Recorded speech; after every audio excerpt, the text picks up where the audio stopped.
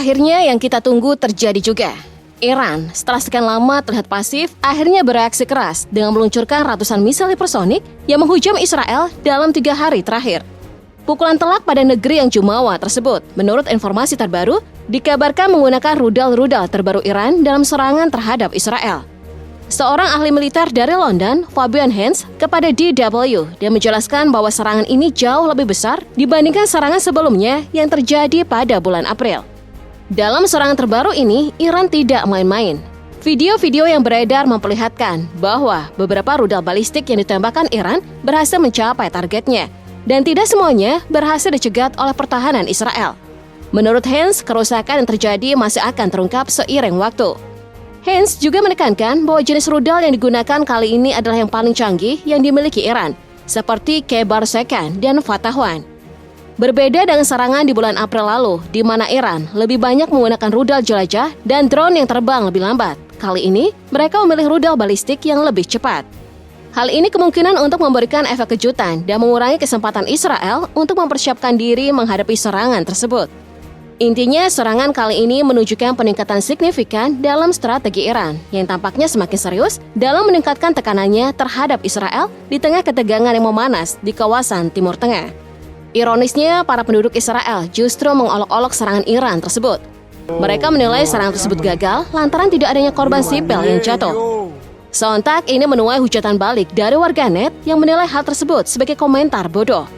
Tidak adanya korban sipil bukan karena serangan tersebut gagal, melainkan target dari serangan tersebut memang bukan pemukiman sipil, seperti halnya yang Israel lakukan secara keji. Kalau saja mereka minta buktinya, perlihatkan video ini. Dari 200 lebih rudal yang diluncurkan Teheran, salah satunya jatuh di dekat kantor pusat intelijen Mossad di Tel Aviv.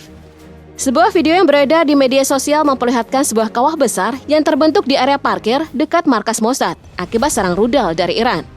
CNN memverifikasi video tersebut dan mengonfirmasi bahwa rekaman itu diambil dari sebuah gedung apartemen di Herzliya, sekitar 3 km dari markas Mossad.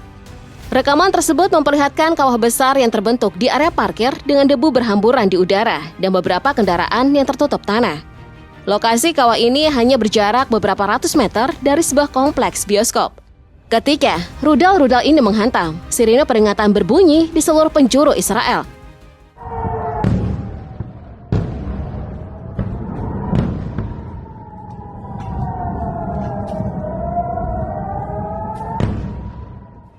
Membuat sekitar 10 juta orang bergegas mencari perlindungan di bunker-bunker anti-bom.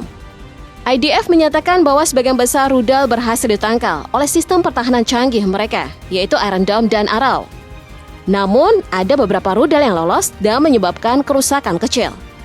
Serangan rudal Iran ini dilakukan sebagai balasan atas serangan militer Israel yang menewaskan pemimpin Hezbollah Hassan Nasrallah serta pemimpin Hamas Ismail Haniyeh. Perdana Menteri Israel Benjamin Netanyahu menyebut tindakan Iran ini sebagai kesalahan besar dan memperingatkan bahwa Iran akan menghadapi akibatnya. Sementara itu, Amerika Serikat, sekutu setia Israel, memperingatkan Iran bahwa serangan ini merupakan eskalasi yang signifikan. Penasihat Keamanan Nasional Amerika Serikat, Jake Sullivan, menyatakan bahwa Amerika Serikat akan selalu berada di sisi Israel dan mendukung segala langkah balasan yang diambil Israel. Walau pihak Israel tampak kekeh untuk jumawa bahwa serangan tersebut tidak punya dampak signifikan, namun bukti seperti tadi seolah mempermalukan mereka di kancah dunia. Padahal sistem pertahanan udara Iron Dome dikenal sebagai sistem pertahanan udara paling efektif di dunia, dengan tingkat keberhasilan menangkal serangan mencapai 90%, yang artinya hampir sempurna. Tapi perlu digarisbawahi, itu cuma hampir. 10% sisanya bakal jadi begini akibatnya. Tulang punggung pertahanan mereka itu sayangnya harus retak di saat yang tidak tepat. Bagaimana tidak, 7 Oktober silam, Hamas tiba-tiba menebar ribuan roket dari Gaza menuju jantung pertahanan Israel. Hamas bahkan mengklaim ada 5.000 misil yang berterbangan cuma dalam kurun waktu 20 menit. Ini benar-benar bikin tidur nyenyak Perdana Menteri Israel terganggu. Meskipun secara resmi Israel menyatakan cuma ada 2.200 roket yang menembus mereka. Bahkan bila itu benar, 2.200 jelas bukan angka yang sedikit. Mirip dengan agresi di 2014 lalu yang bikin mereka harus menahan 4.400 roket. Kejadian barusan ini bikin Israel malu setengah mati gara-gara kerentanan sistem yang mereka bangga-banggakan akhirnya terekspos ke khalayak. Bayangkan, sampai saat ini, Amerika Serikat telah menginvestasikan 2,6 miliar dolar dalam sistem pertahanan Iron Dome. Bukan cuma risetnya, operasionalnya juga menguras anggaran pertahanan kabinet Netanyahu. Satu kali intercept alias satu kali menghalau proyektil atau roket yang sekiranya menembus pertahanan butuh biaya paling tidak 100-150 ribu US dollar. Apakah Anda ingin menghitung berapa besar dana yang dikeluarkan akibat 2.200 roket yang menghantam wilayah mereka? Jumlah tersebut pastinya cukup besar dan sebenarnya bisa digunakan untuk hal yang lebih mandatori. Yang memalukan, roket Qassam yang menghunjam mereka cuma butuh biaya sekitar 300 hingga 800 dolar Amerika Serikat per peluncuran.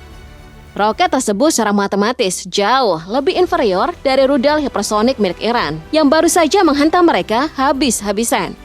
Rudal hipersonik tersebut mampu mencapai Tel Aviv hanya dalam waktu 400 detik saja, membuatnya geger di mana-mana. Dari klaim tersebut, beberapa pengamat menilai bahwa rudal ini memiliki dua konotasi yang berbeda. Yang pertama, Iran memang sedang memasarkan rudal hipersonik mereka, atau yang kedua, Iran sedang mengancam Israel dengan senjata baru mereka.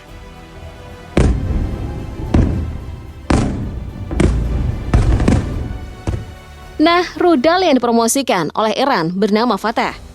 Rudal ini dirancang memiliki kecepatan hipersonik sehingga Iran mampu menyerang Israel hanya dalam waktu 400 detik saja. Selain itu, Iran disebut-sebut sudah mengembangkan rudal Fatah ini menjadi dua varian. Dengan kata lain, perkembangan persenjataan militer Iran saat ini tergolong cepat dan menjadi ancaman besar bagi negara-negara yang bermusuhan dengannya, termasuk Israel.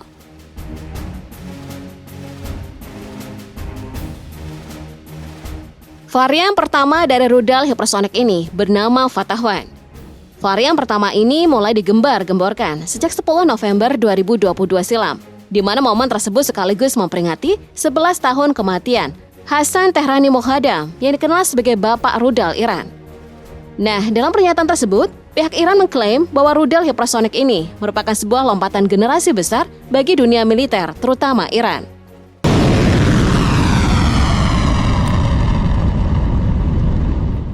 Bukan cuma itu saja, pihak Iran juga mengatakan kalau rudal Fatah 1 ini memiliki kecepatan tinggi dan dapat bermanuver baik di bawah maupun di atas atmosfer bumi.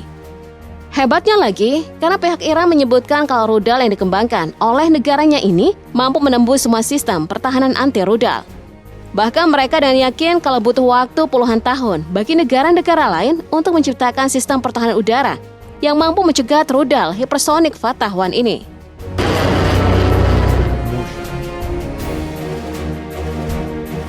Keyakinan Iran terhadap rudal hipersonik buatannya bukan tanpa alasan. Pasalnya rudal ini diklaim mampu terbang kecepatan maksimum 13 hingga 15 Mach di udara. Jika dikonversi, kecepatan rudal Fatah 1 ini mencapai 4.459 hingga 5.145 km per jam. Dengan kecepatan seperti itu, jet tempur supersonik pun tidak akan mampu menandingi kecepatan rudal hipersonik ini. در فاصله 1400 کیلومتری هر هدفی رو که اراده بکنیم. Perkembangan rudal hipersonik Iran ini tentunya menjadi sorotan besar bagi negara-negara luar. Beberapa negara merasa takjub akan teknologi senjata militer ciptaan Iran dan ada pula yang mengecamnya.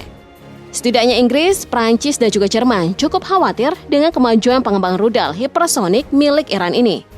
Bahkan negara-negara tersebut mengecam Iran karena terus-menerus mengembangkan program rudalnya, meskipun ada seruan internasional berulang kali untuk menghentikannya.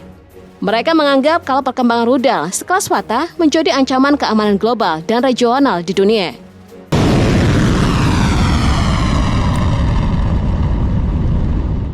Namun meskipun banyak yang mengecam kehadiran rudal ini, Iran sama sekali nggak peduli dengan hal tersebut.